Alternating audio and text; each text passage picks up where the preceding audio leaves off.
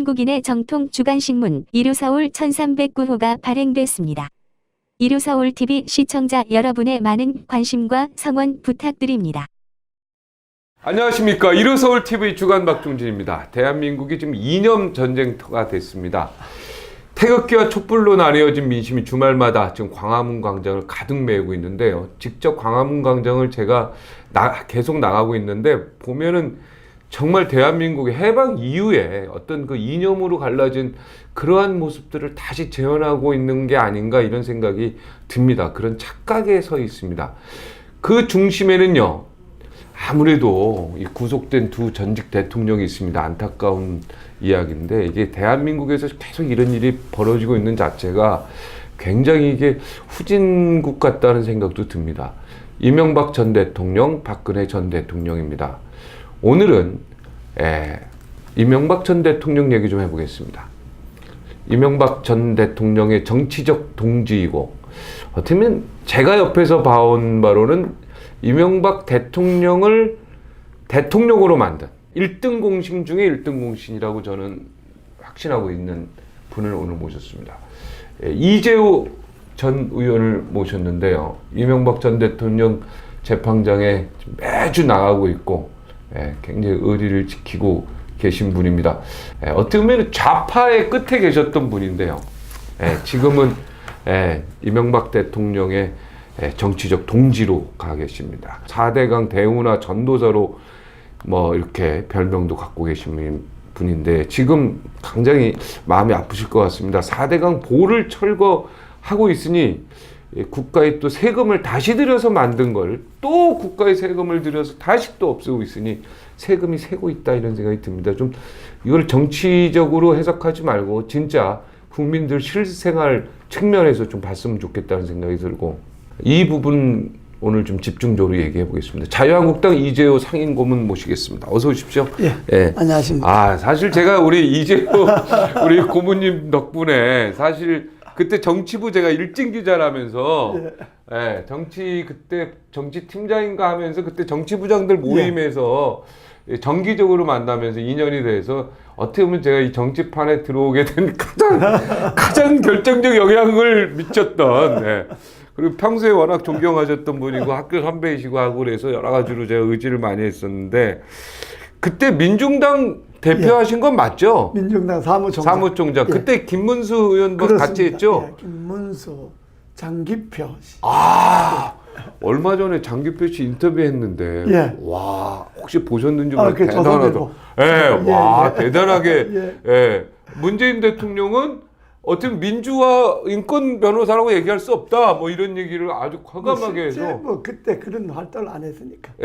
그 당시는 뭐 물밀듯이 뭐 어떻게 보면은 학생들이 감옥에 가고 그래서 많이 변호사들이 사건을 수임할 때이기 때문에 뭐 한두 명 받는 거는 일반 변호사 다 받았다, 뭐 그 정도였다, 뭐 이렇게 얘기하면서 같이 한번 이 민주화 운동을 같이 해보자고 했을 때 거절당했던 얘기나 이런 얘기 할 때 문재인 대통령이 그걸 보면 굉장히 좀 서운해 하셨을 것 같다는 생각이 들어요. 뭐 사실이니까. 사실이니까. 장기표 대표. 그분하고 같이 활동 많이 했고. 뭐 가장 친한 계시네. 그리고 그분을 어떻게 보면은 이 정치권에 끌어오려고 굉장히 노력도 많이 하셨죠. 그 이제 민중당 때 내가 사무총장을 하고, 장기표 씨가 정책위 의장을 하고, 김문수 씨가 이제 노동위원장을 하고. 제가 이제 한나라당 사무총장하고.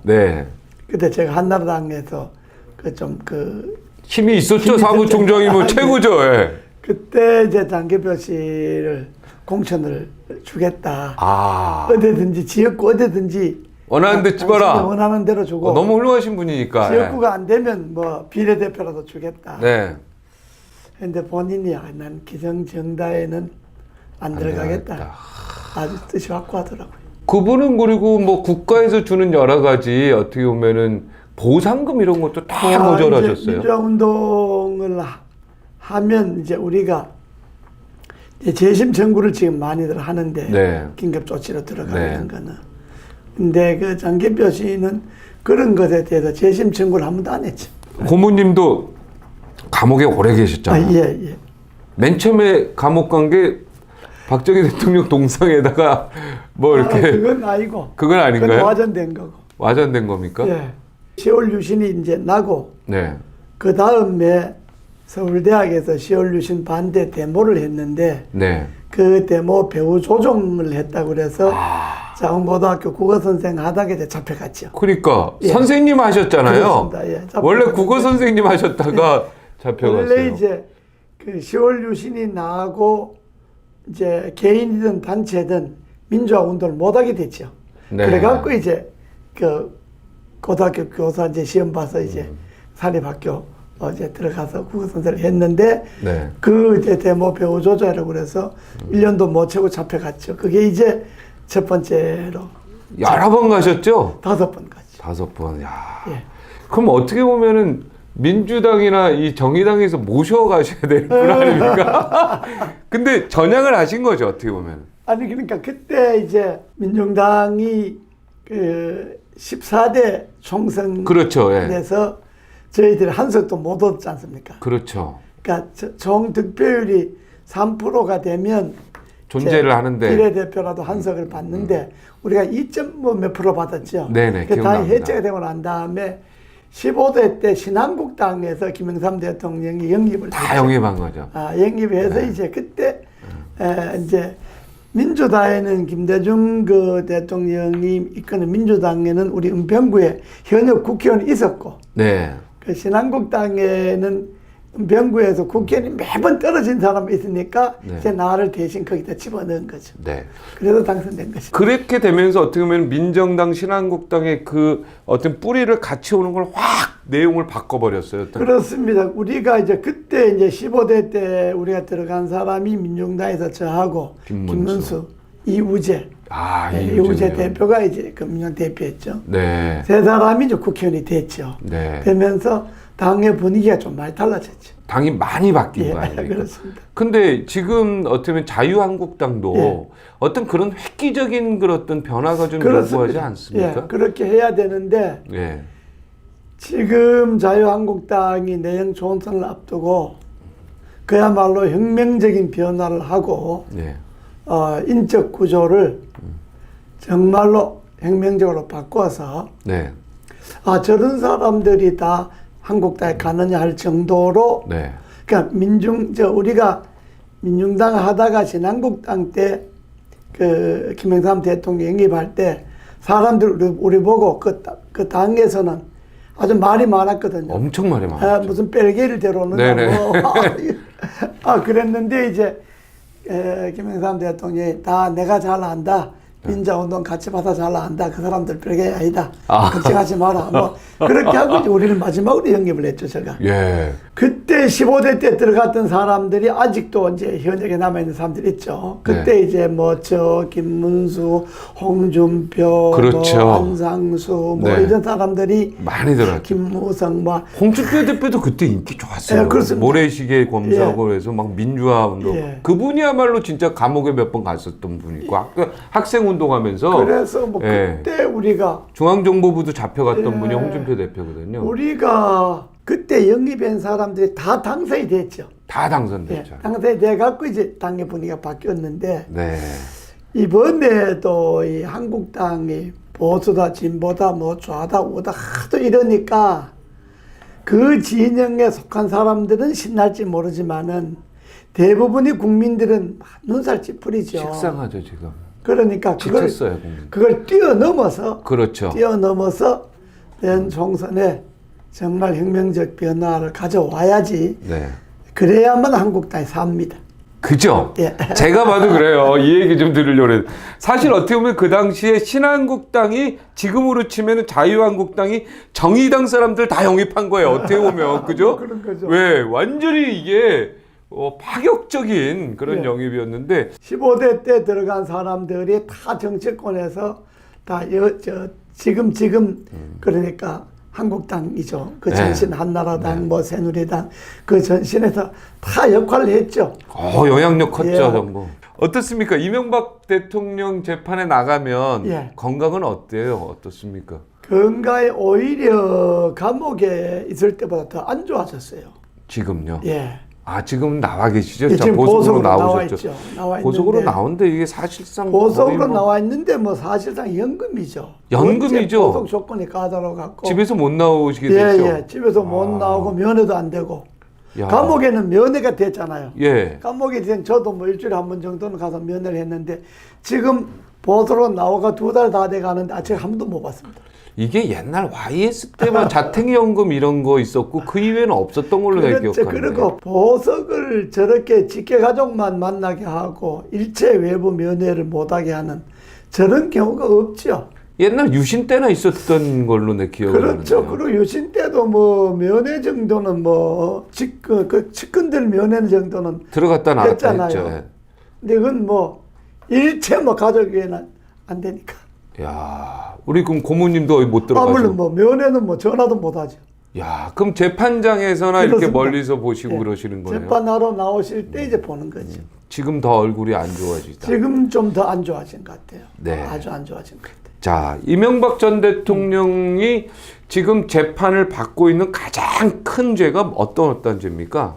다스의 횡령, 아, 다스 자금을 횡령했다 하는데 그거는 본인이 다스의 주인이 돼야 가능한데. 그 횡령이 가능한데 지금 다스의 실소유주는 딴 사람이잖아요. 그렇죠. 그렇게 이명박 대표도 원래 대통령은 다른 사람으로 돼 그렇습니다. 있었고 대표. 다스에 뭐 주가 한 주도 없고 주식회사에 주가 있는 사람이 주인인데 주가 한 주도 없는데 그게 무슨 주인입니까? 그러면은 이게 아무 의미가 아무리 차명이라 해도 그걸 증명할 방법이 없죠. 의미가 없는데 그 자매라도 예. 뭐 그건 배당금이라도 뒤로 간 게 있어야 되는데 그게 그것도 없고. 없고. 그런데 그럼 뭐. 이제 덮어 씌워 놨는데 다스 자금 횡령도 300몇 억을 횡령했다 하는데 그 돈을 다스에서 이명박 대통령에게 갔다는 증거는 없고 네. 김재정 다스 사장 돌아가신 분 글로 갔다는 증거는 다 있고 네. 김재정 사장이 그 돈을 쓴 데도 다 나와요. 그런데 이걸 이명박 대통령인데 뒤집어 씌워갖고 지금 잡아넣었는데 그게 지금 다툼입니다. 근데 이게 이명박 대통령의 소유다라고 진술이 한두 명이 나왔죠. 그 증인들이 있어서 이게 되는 거죠. 증인들이 이제 그것도 뭐 소유다 이런 게 아니고 소유인 것 같다 뭐, 예. 뭐 자문도 하고 뭐 하는 걸로 봐서 뭐 그런 걸로 알고 있다 뭐 이런데 그 증언에 대한 증명이 없어요. 증명할 게. 증명할 것도 없고 횡령이라고 하는데 그러면은 자금이 움직인 것도 없고. 그래서 자금이 이명박 대통령 쪽으로 간 기록이 없어요. 간 근거가 없어요. 아니 자금이 이동한 게 그건 간 없는데 거는- 이걸 횡령이라고 하는 것도 예, 참. 그 자금이 간 건 따로 있어요. 김정일 사진이 간 거는. 아, 그거는 전혀 다른 거고. 예, 전혀. 그러면 이게 법적으로 전혀 성립이 안 되는 것 같은데. 법적으로는 뭐 우리가 볼 때는 뭐 거의 100% 무죄인데 네. 성립이 안 되는데 이제 판사가 이제 어떻게 이걸 엮어 나가려는지 모르죠. 우리 고모님은 그러니까 정치 보복이라고 확신하고 계시는 겁니까? 그렇습니다. 그러니까 왜냐 그러면 죄가 되는 걸 잡아가야 이거는 그 뭐 적폐청사이든 비리처리든 되는데 죄가 안 되는 걸 죄를 만들어 갖고 잡아갔으니까 이건 정치 보복이죠. 죄가 안 되는 좀 걸. 억지다 이거. 그러니까 잡아간다고 표적을 세워놓고 거기에 따라 온갖 기획 수사를 해갖고 잡아갔으니까 이건 정치 보복인데 지금 2심에서는 이게 다 벗겨지거든요. 네. 벗겨지니까 판사를 3번이나 바뀌었습니다. 2심에서 네. 재판부를 3번이나. 거기도 뭐 우리법 연구에 판사가 들어오고 그랬습니까? 그런 건 아닙니까? 그건 뭐 잘 모르겠는데 하여튼 1심은 우리법 출신인데 네. 그 1심 재판장이 재판해 놓은 것이 엉터리라는 것이 2심에서 다 하나 밝혀지죠 지금. 아, 지금 1심에서는 우리법 연구의 판사였고요. 야. 2심에서 밝혀지니까 처음에 맡았던 그 재판장이 상당히 용기 있게 했어요. 검찰들로 당신네들 낸 공소장 이대로 하면 공소유지가 안 된다. 재판 다시 1심으로 돌려보낼 수밖에 없다. 뭐 이렇게 이제 세게 나갔으니까 뭐 바꿔버려 판사를. 2심 재판장이 이거 아니다라고 딱 했을 때 네. 판사를 바꿔버렸습니까? 그렇습니다. 예. 그런 건 기사가 안 나왔는데. 기사 뭐 일부 나오긴 일부 했는데 나왔습니까? 뭐 많이 안 나왔죠. 예. 나왔는데. 그 판사를 바꿔버린 거야 또? 예. 야, 그래 또 다른 판사가요? 지금 또 딴 판사가 합니다. 딴 판사가 하는데 딴 판사도 본인은 상당히 그 아주 팩트대로 하려고 이제 노력하는 것 같습니까? 하는데 검찰들이 뭐 막무가내니까 정치 검찰들이 막무가내니까. 아, 검찰들이요. 예, 그 기가 막히는 게 네. 삼성에서 이제 이건희 회장 사면 대가로 이명박 측에 뇌물을 줬다 이렇게 이제 기소자 있잖아요. 아, 예. 그런데 그 삼성이 미국에 있는 그 미국의 10대 로펌인 에이컨 컴퍼라는 그 로펌 회사에 삼성이 해외 법률 자문료로 돈을 줬는데 네. 그 돈을 이명박 다스 그 재판을 좀 잘 해달라고 줬다 이렇게 우겨놨는데 네. 그 삼성이 에이컨 컴퍼에 돈을 줘서 이명박 측에 이롭게 했다고 하는 그 중에 그 뭘 이롭게 했느냐 이건희 회장이 사면을 네. 이야기했다. 네. 그런데 삼성이 에이컨 컴퍼에 돈을 줄 때는 이건희 회장이 기소도 안 될, 구속도 안 될 때라.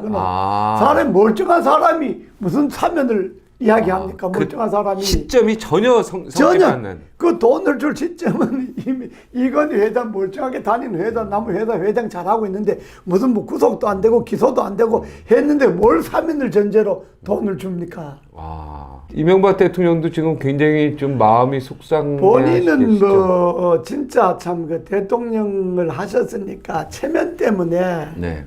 말을 안 하고 계시지만은 그 우라페이죠 뭐 가뜩이나 이제 여러 가지 이제 잔병이 있는데 그 속 상하는 걸 표현을 못 하니까 더 상하지 않겠습니까? 그러니까 이제 병이 더 도지는 건데 그 미치겠죠 뭐.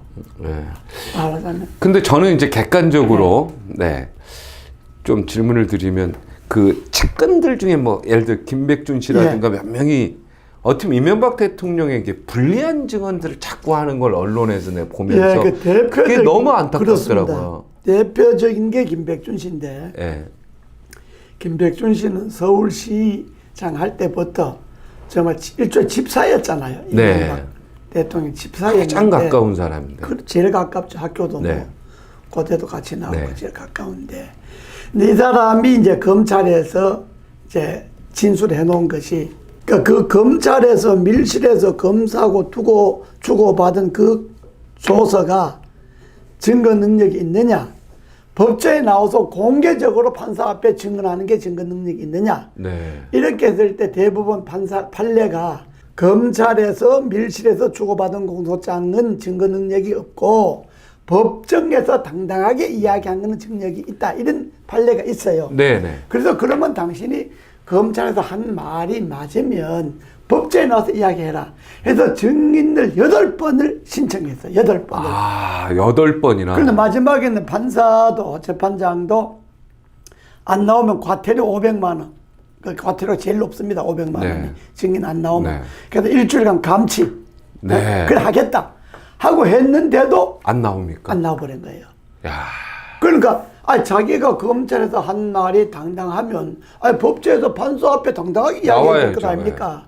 근데 8번이나 안 나와버린 거예요. 네, 뭔가 이게 마음에 뭔가 그러니까 거짓말 해놓은 것이 걸린 게 있다 이거죠. 예. 왜냐 그러면 검사하고 둘이 앉아갖고야 거짓말 해도 되지만은 재판장에 나오면 변호인들이 묻잖아요. 그렇죠. 검사가 묻고 그럼 예예하다가 변호인들이 그게 사실이 아닌 걸 예를 들어 이런 거지 않습니까? 김백준 씨가 삼성 부회장 이학수 씨가 청와대에 오는 걸 봤다 이렇게 돼 있거든요. 네. 근데 이학수 씨는 법정에 나와서 자기는 생긴 일에 청와대를 한번 가본 일이 없다 이거야. 그거는 완전히 증언이 엇갈리네요. 이명박 떼고 누구 떼고 간에 자기는 청와대에 가본 일이 없다 이거야. 그런데 김백준 씨는 청와대에서 봤다 그러니까 그거는 증언 나오면 들통이 날 것 아닙니까? 네네. 본인하고 증언을 서면 네. 그러니까 안 나오는 거예요. 그럼 강제 구인에도 어떻게 해야 강제 되나요? 구인을 했는데 검찰이 집배를 해야 되는데 안 해요, 검찰? 검찰이 강제로 없다 그러고 가지고 왔는데 사람이 없다 그러고 안 데려오잖아요. 야. 검찰이 데려와야죠. 야. 우리 같은 사람 같으면 검찰이 안 데려오겠습니까? 집이 없다 해도 어디 가서 찾아오지. 네. 대한민국에 검찰이 사람 못 찾을 데가 어디 있습니까? 야, 그것도 물음표네요. 예? 그죠? 검찰이 그것도 희한한 일이네요. 네. 또 김백준 씨가 약간 치매기가 있어요. 인지장애. 지금요? 그러니까 검찰 조사 받을 때 이미 병원 측으로부터 인지장애 그러니까 뭐 그게 치매 초기라는 거예요. 예, 예. 기억력이 없다는 네네. 거예요. 이제 가까운 것부터 기억력이 없다는 거예요. 그렇죠. 원래 예, 그렇습니다. 예. 어렸을 때는 기억합니다. 그러니까 그 치매 증상의 증언이 능력이 있느냐 없느냐도 다퉈야 되거든요. 지금 이거 복잡해지네요. 복잡해. 그런데 뭐 안 나와버리니까 나와서 만약에 그때 검찰 시켜서 했다든지 뭐 해버리면 난리 나는 거죠. 난리 나니까 아예 안 나오게 해버리는 거지. 아예 구인을 안 하는 거죠. 지금 1심에서 몇 년 받으셨죠? 15년 받았어요. 야, 옛날 그 조선시대 세종이 경국대전 보니까 70살 이상의 노인은 절대 구금하지 마라. 이런 게 있더라고요. 우리 형사소송법에도 있습니까? 70이 넘으면 불구속이 원칙입니다. 그렇죠. 네. 예.